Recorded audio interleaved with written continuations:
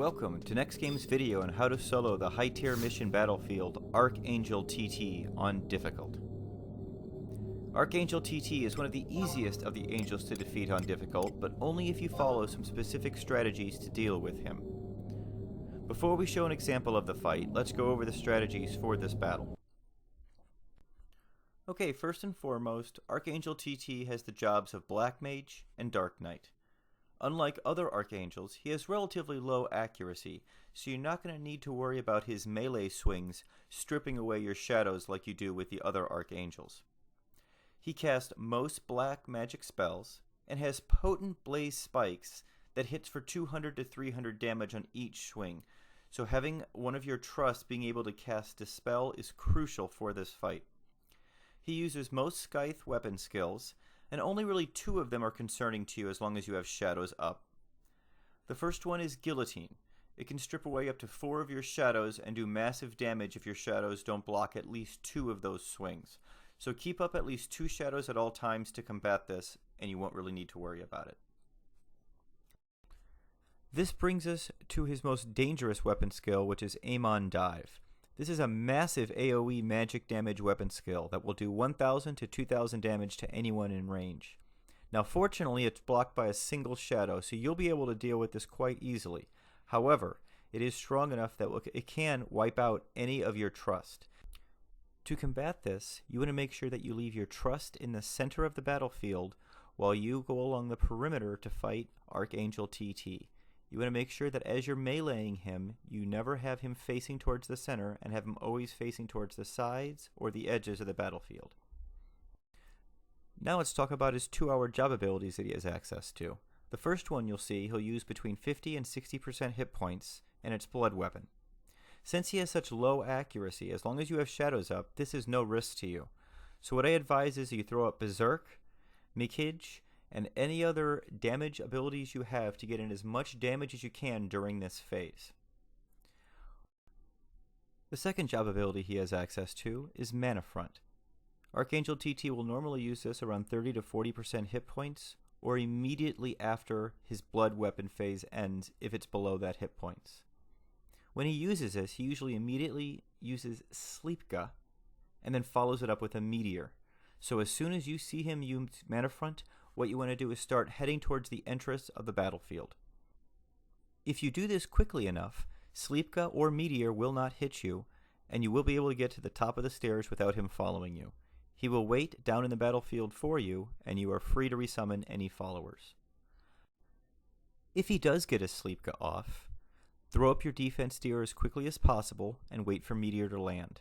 Once you're awake, run to the top of the stairs and resummon any trusts that may have died. Once your trusts are resummoned and you're ready to enter the fight, you want to make sure that you have both Yonin and Gecko up before voking him.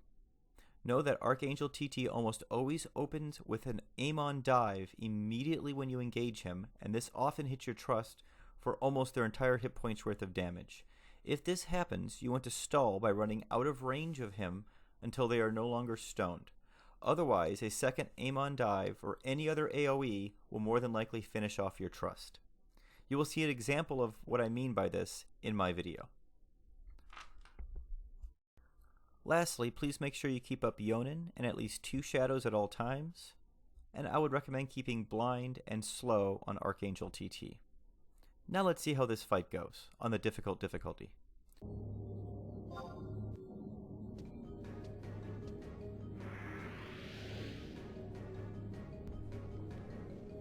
I'm using my usual set of followers for this battle with 2 exceptions. I'm using Yoran for cures and to remove enfeebles from me quickly, Kurumoru for haste and extra cures, and then I'm using Ulmia for march.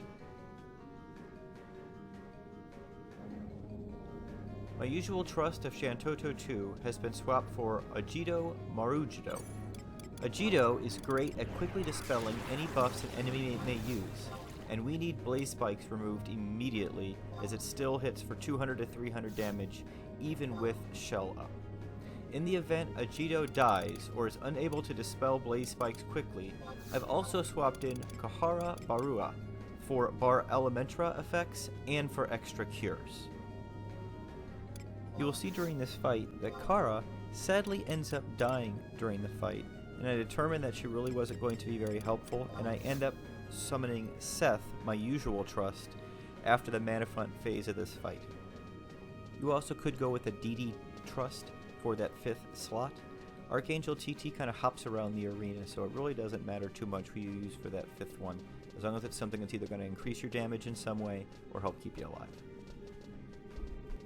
You want to open with a Yonin, Provoke, Blind, and Slow, and remember, you want your trust to group up with you in the center at the beginning of the fight, so that then you can fight Ark Angel TT on the edges without your center trust getting hit with any of his AoE weapon skills. Now let's see how this fight goes.